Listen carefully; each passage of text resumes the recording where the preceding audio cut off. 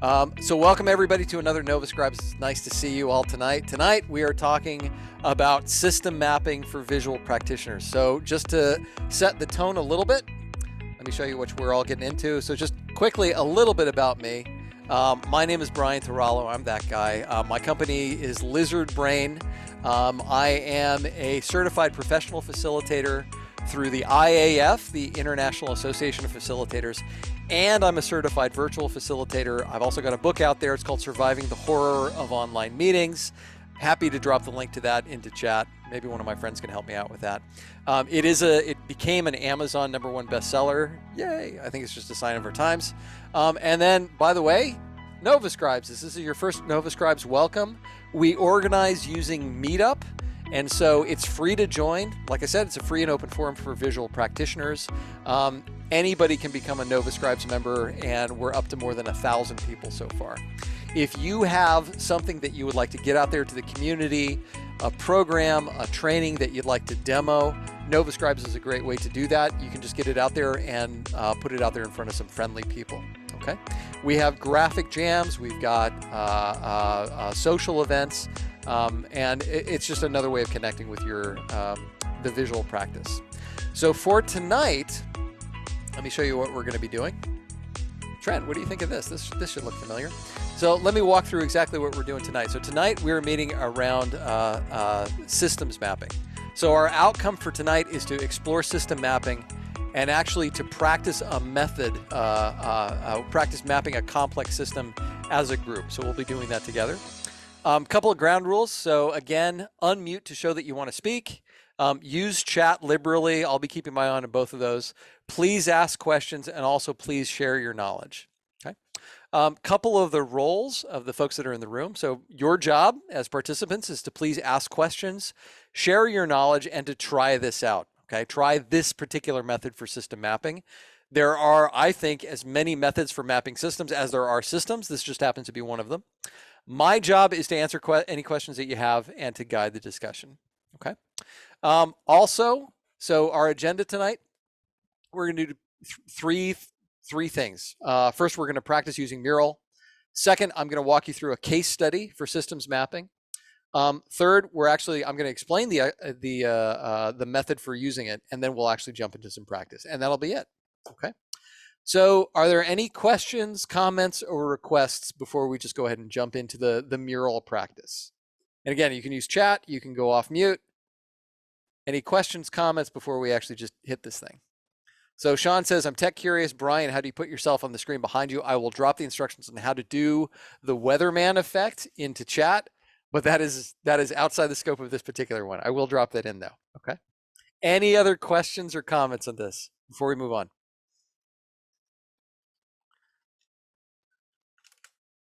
Going once, twice. Okay, let me answer Sean's request, and I'm going to drop this into chat. Okay, we are going to use Mural for our purposes tonight. And if you haven't used Mural, let me just go ahead and share my screen. If you have used Mural, awesome, you're already an expert at this. That's great. If you haven't used Mural before, let me give you the very quick and dirty how to do it. So there's basically two skills to using Mural. First of all, there's navigating, okay? And to navigate, you click and drag and click and drag and swish and flick. And if you happen to have an external mouse, this makes it a lot easier. The other thing that you need to know about navigating is to use the zoom. And to use the zoom, you can see down here in the lower right-hand corner, there's this little slider thingy. And if I click the plus, I zoom in. And if I click the minus, I zoom out. So there's click and drag and then zooming, okay? But by far the easiest way to do this is to actually follow someone. So when you actually join me in this Mural, and I'll share the link in just a second, when you join me, you'll see that there's going to be this row of anonymous icons at the bottom. If you mouse over my icon, a little menu will pop up. You click follow Brian. That will snap you to my view. By the way, your view is your view alone. It doesn't affect anybody else's view. So feel free to explore on this thing. Okay. So that's navigating. That's about all there is to it. Yep. And Lauren dropped into Zoom. Hold the space bar if you want to do that. Okay. Heather, I'll get to it. Don't worry about it. So first, there's navigating. Second, there's creating sticky notes. Now I'm going to give this animation just a second to catch up with me. The easiest way to create a sticky note is to, wait for it, double click, right? And there's a sticky note. Once I've got a sticky note, I can drag it to wherever I want it to be. Okay, so I click and drag and click and drag. And then once I've got it selected, this menu bar will appear up atop it. If it's selected, all I got to do is start typing. So, hi, my name is Brian. And again, I can move it to wherever I want it to. And with that menu bar, I can, for example, change the color. I can change the shape. I can change the font. I can increase the font size. I can decrease the font size. I can do pretty much anything that I want to. Okay. So that's it. Navigating is drag and drop, swish and flick. And then creating sticky notes is just a double click to create a sticky notes. So let's go ahead and try this. I'm going to go ahead and stop sharing my screen, because sometimes people will want to click on the shared screen and that doesn't work so good. I'm going to stop sharing my screen and I will share the link to this into Zoom chat. Okay, now if you all go to Zoom chat, find your way there, go ahead and click on the link and you will join me in this mural. And don't worry, I will pull you to the place where you're supposed to be. Okay.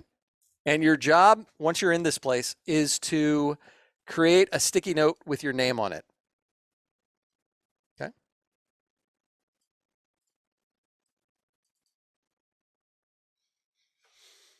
So once you're in here, I'll pull you to where you need to be.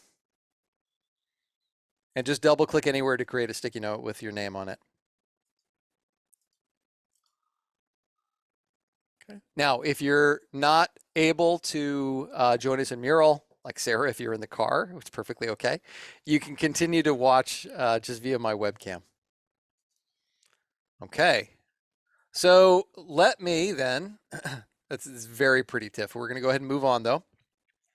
So we're going to, it's really nice. So here's what happens. I'm going to pull you to my view just so you can follow along. And now your screen is going to become like my screen. When you Google systems mapping, here's what you get. You get a lot of network diagrams. You get a lot of lines and boxes. You get a lot of bubbles and things. And what I've found is that when you really decide to take a bite of the system mapping enchilada, you realize that this thing is huge, right? And there are about as many different interpretations of systems mapping as there are systems themselves. Okay, so like you can even see like there's a mind map on this thing, and you know, although I think that there's a lot of these methods for dealing with systems, they're good. They are super complex. And it's almost like they're meant to be done in a laboratory and offline somewhere. It's like this is, I can just imagine a couple of like really big heads thinking about this thing. That's great, but that doesn't really help us as facilitators and as visual practitioners, right? It's difficult to do systems work with groups because, let me just say it this way, that if you follow the Myers-Briggs, about 70% of the US population are what are called sensors. So this would be people who are really in the weeds. This is the black and white, right? These are the folks that's like, okay, I got to see it to believe it. And it's only about 30% are the people who are drawn to systems work. The intuitives, the folks who see patterns, trends, connections, that sort of thing. And so it's almost like we're setting ourselves up for failure if we try to do systems work with a large diverse group of people, because you can almost count on 70% of those folks getting lost. So it's like, how do you do systems work with a diverse group with people who are not necessarily system thinkers or wouldn't think of themselves as system thinkers? So even though there's some really cool stuff that's out there, a lot of this is really difficult to bring into a live group setting. Okay. Yeah. And as Ashanti's dropping into chat, yep, some folks can be really black or white. It's like, well, it's either this or it's either that. And if I can't see it, I don't believe it. It's like, I need to get my hands on this in order for it to make sense. So just know that there's a lot out there. And the problems with system mapping are, let me pull you over here, is that there can be some unnecessary complexity. And what I mean by that is that, you know, you could almost think of this as like the Rube Goldberg effect. There's a tendency when you do system mapping to try to map everything. But think about this for a quick second. If you had a perfect map of Virginia, the state that I live in, a perfect map would have a scale of 1 to 1. In other words, 1 mile would be exactly 1 mile, and it would be totally useless because the point of a map is to represent the land that you're in. It's not to absolutely represent everything that's there. Otherwise, you'd be there yourself. So you do need to have a measure of simplicity that works its way into it. And sometimes when you do systems mapping in a group, there's the tendency to want to represent everything. That leads to that unnecessary complexity. You also get then, well, if we're only representing some things, disagreement over perspectives. This is the beach ball effect. I'm on this side of the beach ball, so I see it as red. Everything that I am, my senses, my mental models, my experiences are telling me that the beach ball is red. And so, of course, the other guy on the other side of the beach ball, when he hears me say declaratively, definitively, the beach ball is red, and from his perspective it's blue, he thinks I'm an idiot. How could that possibly be? From my perspective, the beach ball is clearly blue. So we end up arguing over these perspectives because we're looking at the system from different places. Okay. There's also the problem of the loss of self. Sometimes when we get into these systems, it's like, well, where do I fit in? And you hear this from your participants sometimes if you've ever tried this. It's like, well, that's great, but I don't see myself in there. Where am I in this? If you've ever done vision mapping or story mapping, sometimes you'll bring this to broader populations. They'll say, well, that's great for the big organization, but where do I fit in? Where am I? And that's the loss of self. Altitude disconnect. And what I mean by that is that people look at systems in different ways. Sometimes they'll come at it from the 30,000 foot view, from the 3,000 foot view, from the 3-foot view. This gets back to what I was saying before about like the intuitives and the sensors, the folks that are really high level and the folks that are really low level. Either you're in the clouds or you're in the weeds. And depending on which perspective you look at, you can wind up with two totally different views on this system. And then finally, mental checkout. And what I mean by that is again, if you've ever tried doing a systems map in a group, it tends to devolve into 3 or 4 or maybe 5 people who are really lifting the load of mapping the system, and other folks just kind of check out. They do that social loafing thing. They're like, okay, I don't understand where this is going. This doesn't make sense to me. I don't get it. I'm out, right? And they mentally check out of the process. Some people will get it. That's that 30%, but the vast majority don't. Okay. And Matthew Pryor says in chat that sometimes I have a hard time following graphic artist representation of events, e.g. meetings and conferences. Yeah, same thing, right? So it can be tough to follow depending on where you are. Because you're doing this with a diverse group looking at an abstract thing, which is a system, this can be really hard to do, okay? So those are the problems with system mapping. So where does that leave us? Okay, so I'm gonna tell you a little bit of a story. So this was my first facilitation coming back from COVID, my first in-person facilitation. So I flew out to Spokane, Washington. I'm helping one of my long-term clients, Volunteers of America. There's some clients that you have because they're steady. There's other clients that you have because they pay you really well. There's other clients that you have because they feed your soul. For me, that's Volunteers of America. I love working with these guys, okay? And I was working with them, and what happened was I'm working with their top executives at Volunteers of America, Spokane, Christine. And what happened was that they were talking about the system. They were saying things like, well, we just, our programs are too complex and our needs are too complex. And, just like all of the stuff that we've got going on. And I perceived in the moment a need to do some system mapping. So here's what I did. I excused myself for a quick second. I found my way to the copy room, got into the copier, and I pulled out about 100 pages out of the paper tray. Went back into the room. I said, okay, here's what we need to do. You all have been talking about the system that you all are dealing with. And what we need to do is we need to bring that into the room because the knowledge is in the room. And so far, you've just been talking about the system. So let's bring it into the room. Let's see it. As quick as you can, what I want you to do is I want you to name the pieces, parts, components, elements of this system. Go. And so I stood there with, my ream of paper and big marker. And they said, well, we've got this halfway house. So I wrote down halfway house. And I wrote it down. I threw it on the floor. Well, we've got our homelessness programs. So I wrote it out, threw it on the floor. Well, we've got our veterans programs.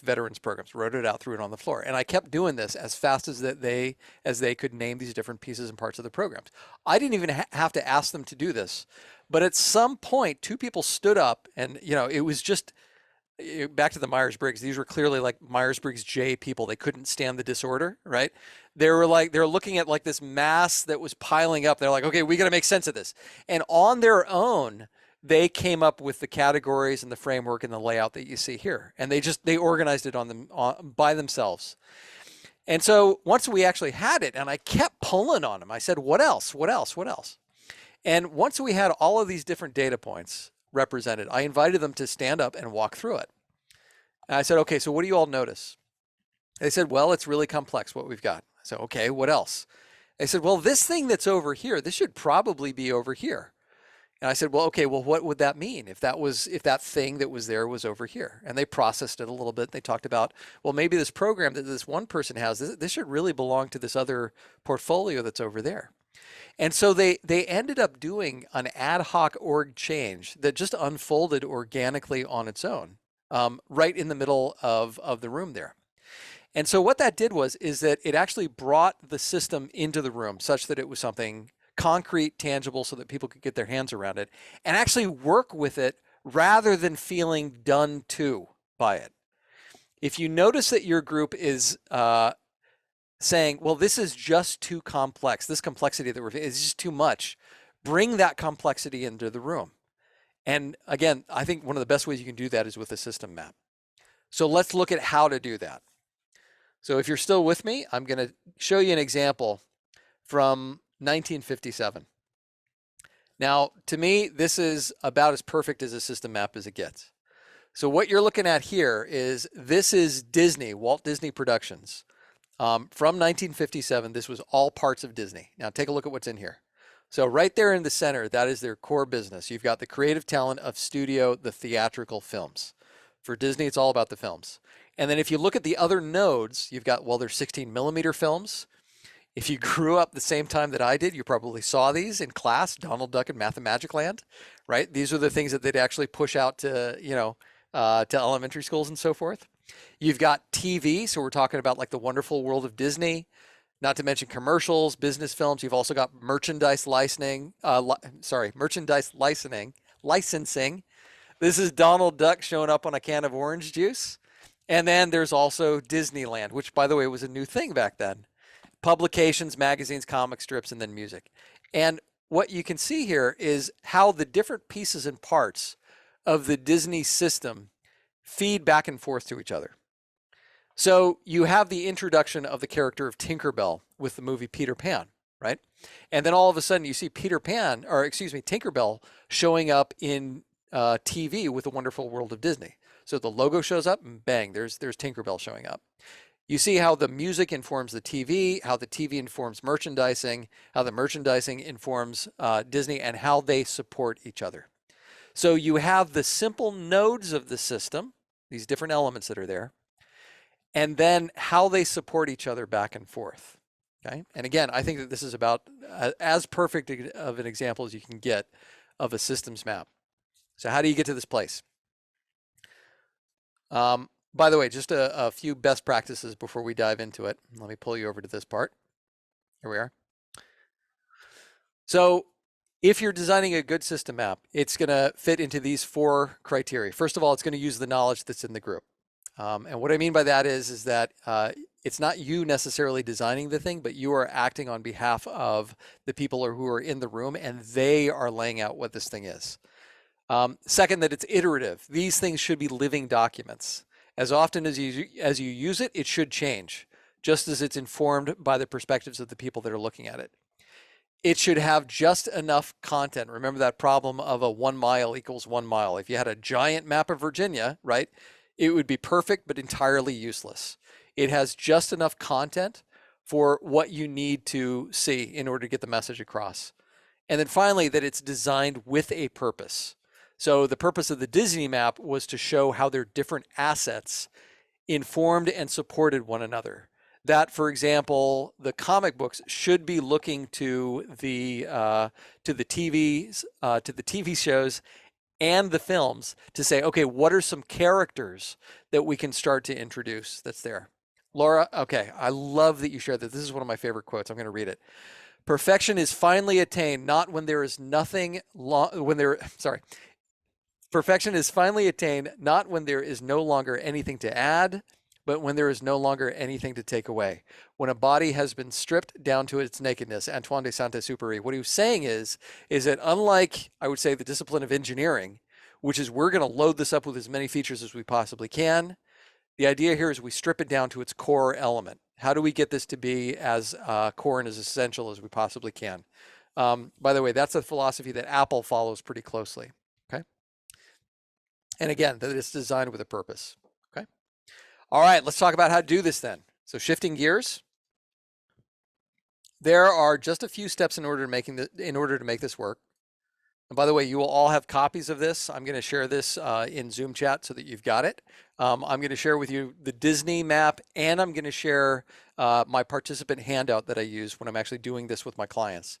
So what you're going to start with is, first of all, beginning by brainstorming the parts of your world that you interact with regularly and directly. So these could be pieces of equipment, products, technology, or people. And the thought here is that you write one idea per sticky note. Now, if you're wondering whether to write something down, don't overthink it. At this point, just write it down. We're going to organize and prioritize these ideas later. If you get stuck, walk through a typical workday for yourself from the time you arrive to the time that you leave. Who and what do you interact with regularly? Who or what impacts or influences you?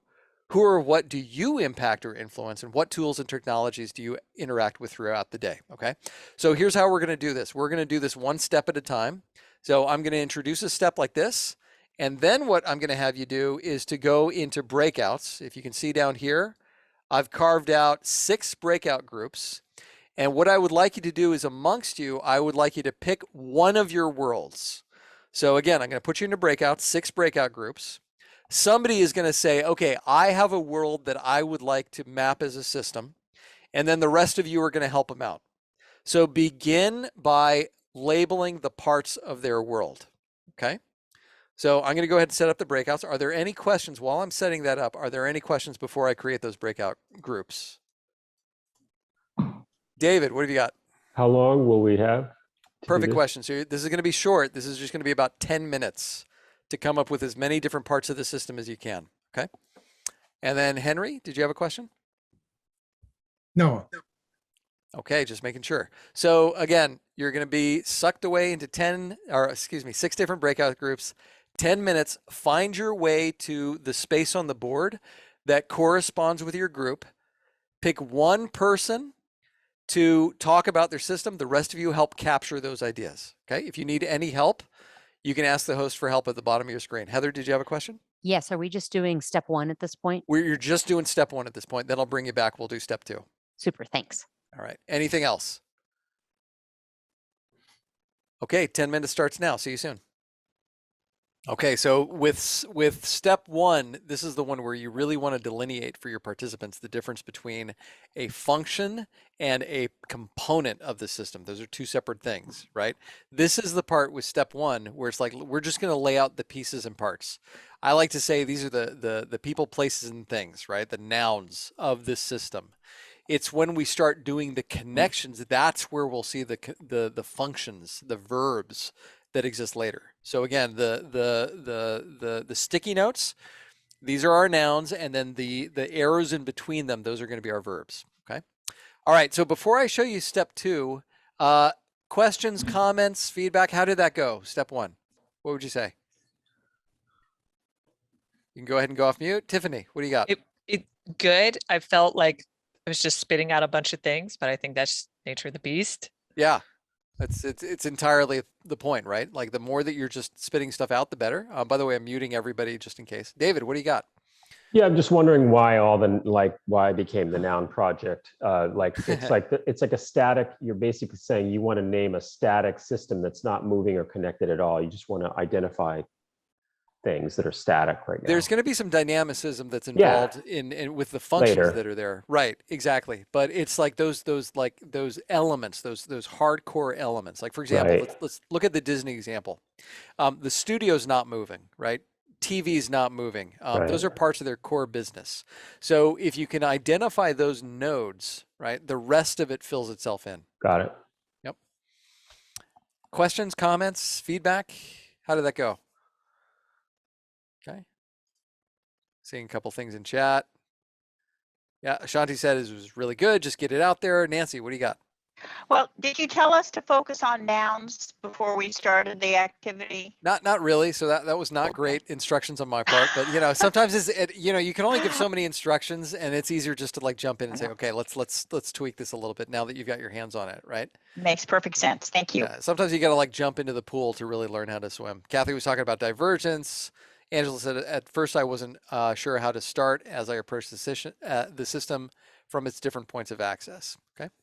All right, so let's talk about step 2 in this thing. And I'm just going to pull you over to my view. So here we go. Okay, so step 2, what you're going to want to do is you're going to cluster and group your ideas around best fit. So for you, experienced facilitators, this is going to be easy. Don't overthink this step either. Use your intuition and your best judgment. Which are the ideas that actually belong together? Now, in the example that I've got here, this is a car dealership, right? So we may group things like, for example, the banners, the show floor, my manager, the greeter. We might say that that's marketing. And then under, the tchotchkes, the my desk, the options book, the price book, this is like whatever's is like my stuff. And so as you cluster ideas, just keep in mind that new ideas may occur to you. You add them. In this example here, the bright yellow stickies represent new ideas. So David asks in chat, who is doing the clustering? I would say, David, if you were the client in this case, and I just happened to pop in your room and I think that this was your system, you can guide it, but also be informed by the group. Okay. So like you just guide it, you've got half of the word here. But then I think, the other group should have about the other half. Angela's saying, at first I wasn't sure how to start. Okay, that was from before. Haley says, reclustering. Should we stray away from the nouns for the categories or keep that aspect? You can start to mix and match right here with this part. The point is that you want to get this down into as many like workable groups as you possibly can. If the last step was about divergence, this is the step where we want to converge. This is where we want to start to make sense. Yeah, Kathy did it exactly where she brought her hands together. So we're necking down into creating some workable categories here. Okay. All right. So I think I'll do another 10 minutes with you all. That may be a little bit too long with this group. But if it occurs to you that you want to add some more ideas into the clusters, that's okay with this part. Yeah, we'll do another 10 minutes. Are there any questions before I open up the groups again? Okay, checking my options. We will see you back in 10 minutes. Have fun clustering. Nice. So welcome back, everybody. I hope step 2 went really well. From what I could see, you're actually getting ahead to step 3, but it's not what you thought it was going to be. I saw some folks that started to like title and put headers on things, which is absolutely what we would do if we were facilitating. But step 3, as it turns out, is the hard part. Okay. Now, before I talk about what step 3 is, I'd like to open it up. How did step 2 go? Again, this is the part where you're clustering ideas together. Feel free to go off mute, or if you want to type some ideas into chat, tell me a little bit about step 2. Yeah, Haley, what do you got? Yeah, it was interesting because I think we kind of used the nouns, the people, places, and things, and used those categories. And then once we got back into our group, it was kind of hard to identify different clusters. Like we could break certain clusters down a little bit, but it was hard to get out of that mental model of people, places, things. Yeah, it can be hard once you fix yourself to a certain organizing construct to like let go of that one. What you want to do is to push your participants towards logical clusters, right? What are the things that make the most sense if we were to group them into categories? Now, this can cause a little bit of conflict with your participants because different people see things in different ways and say, well, this should be over here and that should be over here. What makes it's about what makes the most sense. And here's the litmus test that I use for that, okay? So we're going to do a quick survey. I want you to type the answer to the question that I'm about to ask you into chat, okay? If I said, meet me in Paris, where is the one place that you would meet me in Paris? Go ahead and type it into chat as soon as you've got it, okay? Eiffel Tower, Zoom, Eiffel Tower, cafe. All right, so by far the winner there is Eiffel Tower.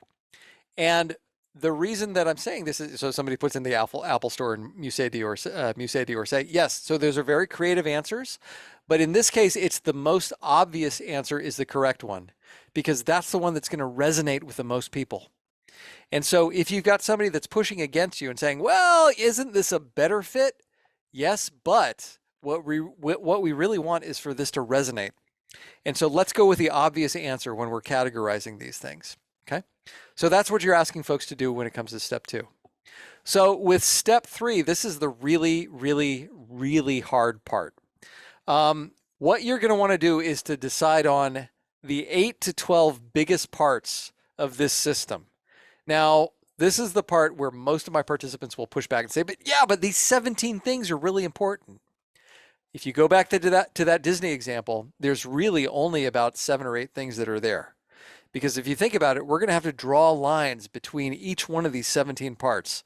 And if we've got more than, 7, 8, 9, 10 things, it's going to get real complicated real quick. Remember, the map is not reality. The map is a representation. So these 8 to 12 biggest parts, these can be the parts that are most important to you. They can be the large category names of the clusters. And I stopped in on each one of the groups. I saw that some of you were doing that.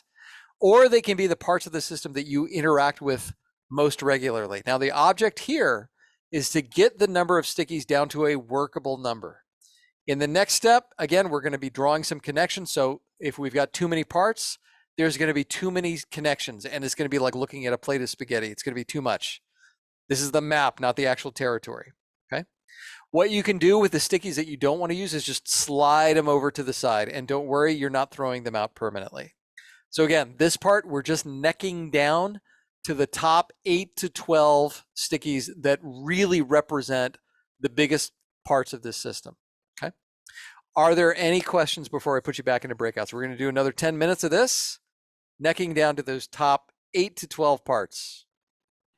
Hey, Brian, is this, at this point, if you have not created category names, would that be a good strategy for getting down to a smaller number? Yes, that would be a good thing. If you've already got your category names, those may be your 8 to 12 biggest moving parts. Okay.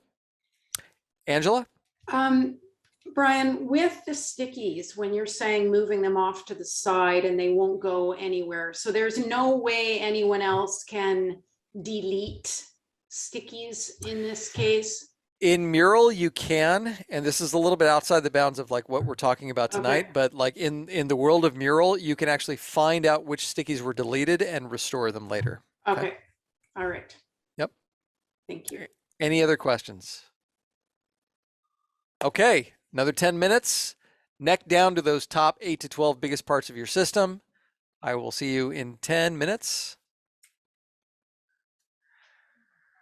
Okay, welcome back from step 3. This was the hard part. This is where you had to take your big ideas and then just neck down to that top 8 to 12. So how did that go? Love to hear your thoughts on this one. And again, if you just want to go ahead and go off mute, speak to your experience. How was that?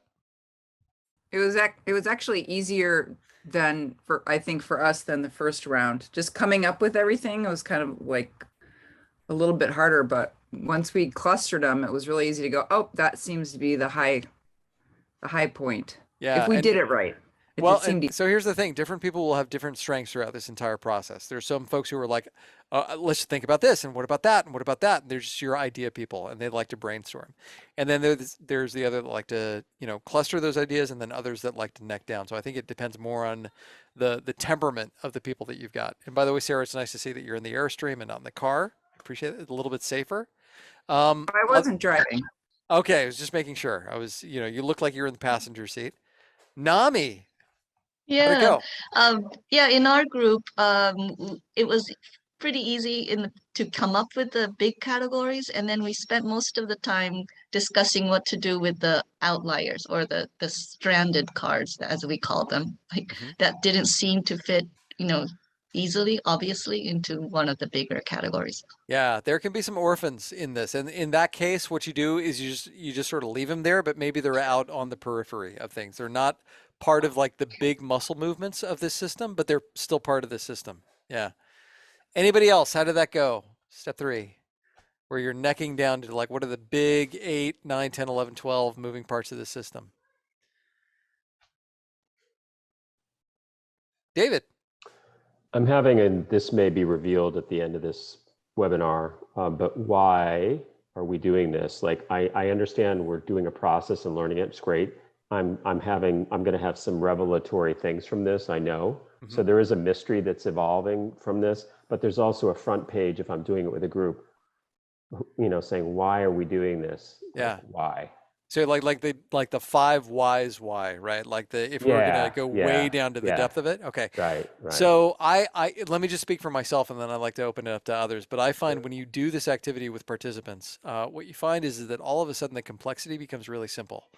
It's that this system that oftentimes your facilitation participants feel burdened and done unto by, all of a sudden it's like, okay, we can get our hands around this thing. That this thing that was really abstract and amorphous that was sitting on our shoulders, it's like, it's just like a weight. It's like, okay, now we can get our hands around this and we know what to do with it. But let me open that up. If anybody has tried system mapping with others, so Ashanti says in chat, you can discover what's unknown. Anybody else, what do you see as like the ultimate benefit of this thing? Feel free to go off mute and just like speak to it. So what do you see as the benefit? Kathy, I saw you nodding, not to call you out. Angela, what do you think? For me, a lot of it as well is by doing this as a group, you all get on the same, you all get on the same level of understanding. So you kind of know all the colors of the beach ball, not just one. Yeah, that's amazing, Angela, because the idea that, and to me, I love that you said that, Angela, because to me, that's the purpose of facilitation. It is to gather all sides of the beach ball, because when you have all sides of the beach ball, you get the whole picture. I'm going to read a few of the things that are in chat here. So clarity, focusing on improvement, helpful with strategic planning, prioritization, what really matters, unpacking different perspectives, finding common language, developing one shared view of the system, learning what others are doing, thinking, prioritizing, getting everyone's perspectives, looking at one picture. And Sean says, I can't unmute because the dogs are loudly playing. Trent says, help define what not to carry forward if you have a decision model. So David, to what extent does that help with the peeling the onion? Yeah, so I get for me, like, because I'm the focal person and the group surrounding me and they're really helping me, and this is great for me to see it. I'm also wondering, and again, you may get to this as a group. So when a group does a map of a system, the group has all of these, like, we don't have a focal person. We've got all these people piling on. So I'm also wondering how it works in a group. Yeah, so to your point, I mean, most of the people that are part of this call are either independent practitioners or parts of small teams. This would be the kind of activity that you would run with an intact team that is part of an organization. And so this could be mapping their team, this could be mapping their organization, this could be mapping the environment that they're in, the larger environment. So when we do this for our clients, they already know what system they're in. So in the case of Volunteers of America, it was Volunteers of America Spokane. It was all of the stakeholders that were a part of that, the pieces, parts of the system that they were a part of. You know, in chat, I'll just read. So Haley is suggesting what methods, activities come before and following a system mapping. I'll get to that. But Kathy's sharing, yeah, like, so user experience. This would be a part of mapping out the user experience. So Haley, to your point, before doing a system mapping, because this is looking at the current context of where we are, before doing something like this, there'd be two big moving parts that I would do to lay out this as part of a process. The first would be the framing, to say, okay, here's why we're here. Here's what we're going to be doing. Here's the people who are in the room. Here's the ground rules. Here's the outcomes. Here's the agenda that we're going to use. And then before this, I would lay out a little bit of context to say, here's what brought us here. And you can do that by way of, like, for example, a graphic history or a SWOT analysis or a context map. But then this would be part of understanding our current realities. Going forward from this, I would pull it forward into, for example, some visioning, future visioning, doing something like, you know, for example, a cover story vision. You know, I'm drawing on some Grove methodology here, but this particular one, the system mapping, I think that this fits into understanding current realities. Okay. Just reading from chat, fantastic for strategy. Trent says it's a side benefit. Get a group with loud voices into a future norm of holding space for all voices. Okay, so we're going to go ahead and move on to the next step just because I want you to be able to have time for this, and I'm sensitive to where we are on time. So step 4, by the way, this is straight out of the handout that I use for this. Use a pencil to map out the inputs and outputs between the parts of the system. So you draw the inputs and outputs as arrows connecting one part with the other, labeling them, the arrows, with phrases that begin with verbs. So a few of you that actually started mapping functions, this is where those functions start to show up. It is the interaction between these nodes of the system. So to identify the inputs and outputs of your own work, think about the following. Where do new requests come from? How do you produce benefit to others? Who do your decisions and actions affect? What decisions and actions of others affect you? And at this point, you may actually need to put yourself in the system. So David, just taking a look at your system. If you're not in that system already, there should be a sticky note that says David Matthew Pryor right in the middle of that system. I'm in it. Perfect. Happy to hear that. One rule, no double-ended arrows. So you former Visioneers that are on this team, you know that I used to push back against our folks about saying double-ended arrows. That's why. That tells you nothing. So what is it that one node is giving to another, and what is it that, vice versa? One flowing arrow one way, one the other way, but they must have different arrows. And again, this is going to be an iterative process. Okay, so question is, how do you do this on Mural? So let me do a quick demo. If you've got 2 sticky notes, right? And if you look at shapes and see where it says enable connector points is turned on, okay, if you're following me on my screen behind me here, if that blue toggle is on, what happens is if you've got one of these sticky notes that's actually selected, you'll see that there is a little node that you can grab onto in the middle of this sticky note. And once you've got that, you can drag it and drop it onto another sticky note. And then you've got that connection that's there. Now, unfortunately in Mural, you can't label it yet, but you can grab a piece of text. Wait, can you? Wait, say more about that, Haley. Go ahead. Yeah. Now, if you double click on the connector. Oh, this is a new thing. Go ahead, Haley. Yeah. Nope. You got it. Okay, take it from. Oh, wait. You can double click on the arrow. Now you should be able to. Wait. Wow. Okay. Let me try it. Yeah, go ahead. Just so. Oh, did you do it? Yeah, nope, you did. That's somebody else. That's somebody else. Oh man, someone else did it. Okay. Somebody's being helpful. Okay, so if you, all right, Sweet. new thing. This is as of tonight. If you double click that arrow, you can actually label it. Now, this is where your functions start to show up. And if you run into problems, this is where you actually go back to the Disney example. So again, you've got those 8 to 12 nodes that represent your system. You're going to drag and drop connectors between these things. Remember, no double-headed arrows. Arrows only flow one way. And then if you, thank you, Haley, that's amazing. If you double click on that, you can actually type what the function is. David, what do you got? Why are we doing this? Like, why are we doing the arrows? Like, I don't big This picture. identifies the functions because this is how one piece of the system informs another part of the system. So going back to the Disney example, if we get Tinkerbell from like the films in the studio, then we have like the adoption of characters in TV. Okay? Cool. Anything else before I open it back up again? Can the arrows only be straight lines or are there curves? You can do curves. You can do curves. Okay. And I can show you how to do that in just a second. Let's see.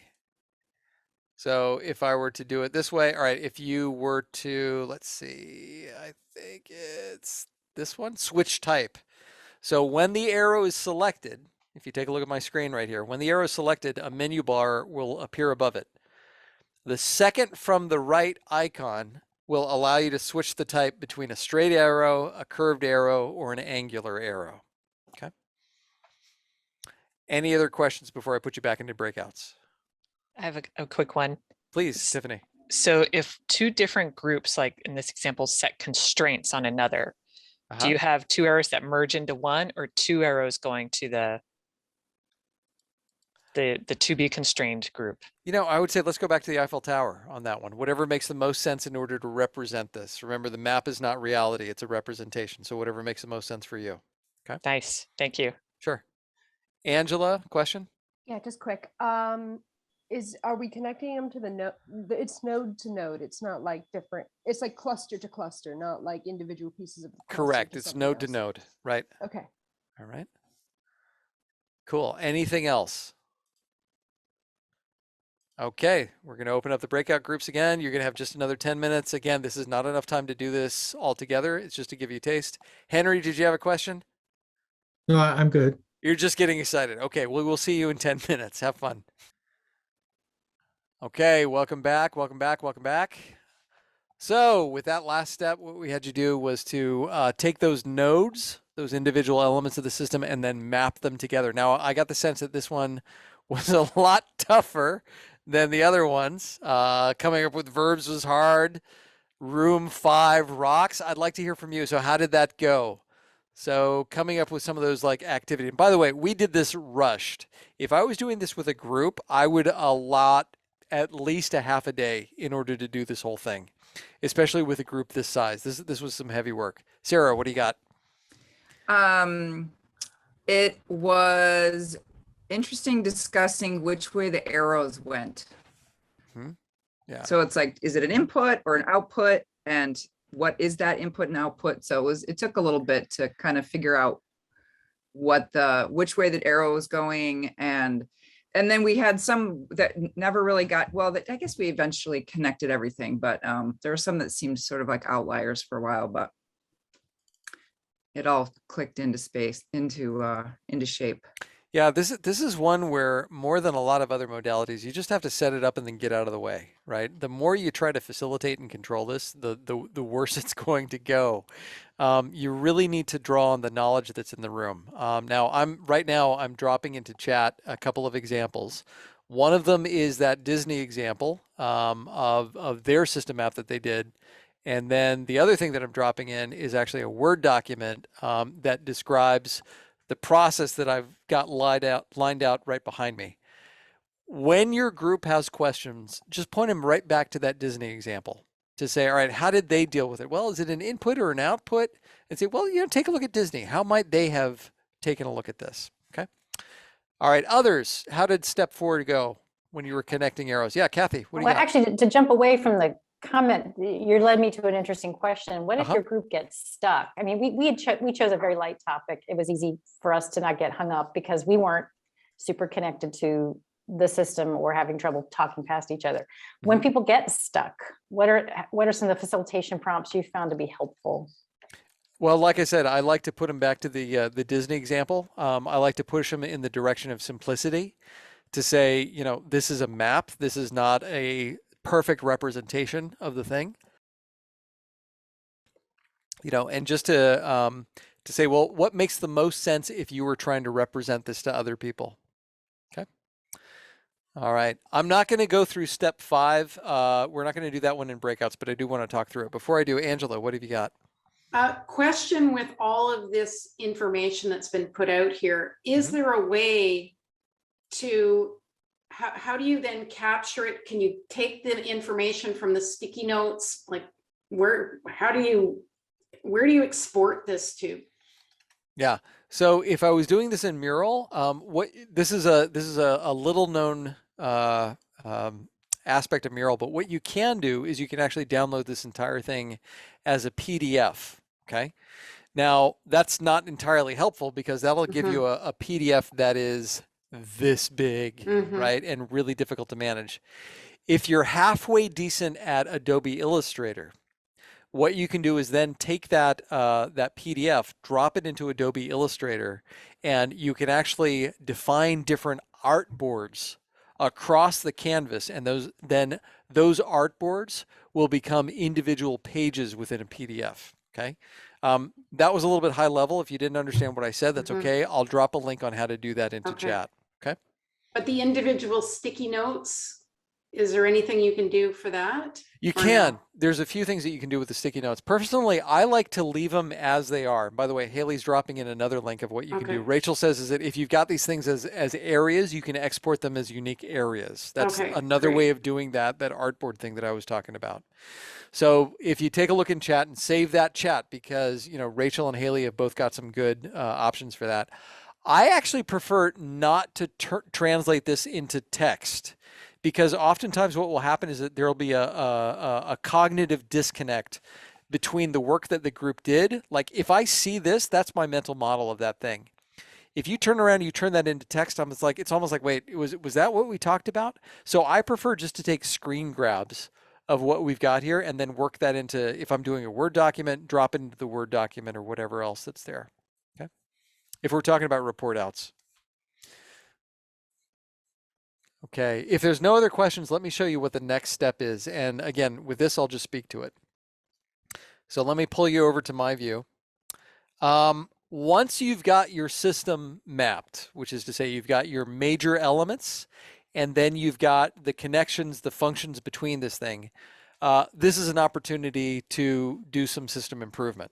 So some process improvement. So I like to use, what are your questions that you find here? What are the insights that you gain as a result of looking at this? And then finally, what are the opportunities to actually create improvements? So you have your participants then take a step back from the system map and look at it from a balcony perspective. Again, questions, insights, opportunities. And from this, you can feed into all sorts of different directions. We talked about that this would feed into, for example, some strategic planning. If you're doing a Grove methodology, doing some 5 bold steps that might come out of this. If you're doing some design thinking, you could do some rosebud thorn here, right? So whatever your process is, this is the opportunity to do some process improvement. Okay. So that's it. That's what I wanted to show you around system mapping. Again, this is not this is not the academic lens of system mapping. Yeah, Rachel shares I like, I wish, what if. This is another opportunity to do I like, I wish, what if. But again, this is we put this together in such a way that this could be something that you could actually do with groups, so that it could be practical, so that they get their hands around it, and so that it would be something that they could actually they could use this thing. Okay. All right. Any other questions that you would like for the record? Otherwise, I'm going to go ahead and stop the recording. So going once. Haley, what do you got? My was just, what's the best way to follow up with, since we've all attended this session, which is awesome. Like if we have questions or feedback or need advice. Okay, so thank you for that. So the easiest way to do it is to send me an email if you like the process that we did here. Mhm. And again, I dropped the actual the guide that I use with participants into Zoom chat. You can download that. Jen, I'll email that to you so that you can get it. Feel free to use that with your clients. I dropped in the Word document version of it. Feel free to mix it up if you want to. So that's one option for you. The other thing is that if you are designing a virtual facilitation, I just dropped in my link for some consultation. So I do a lot of work with visual practitioners and facilitators to design virtual modalities for them. So if you want some help with that, feel free to click that link. You can schedule some time with me. And then Haley, are you willing to take some, you as the mural expert, are you willing to take some, questions from folks? I would love to, and I'll do the same thing. I'll drop, if you have any questions, I'm happy to field them now. And then I can also, of course, drop my Calendly in here as well for if you guys want to hang out. I would love to. Thank you for doing that. Okay, so with that, I'm going to go ahead and stop the recording. Thank you so much. Next time, my place. See you, everybody.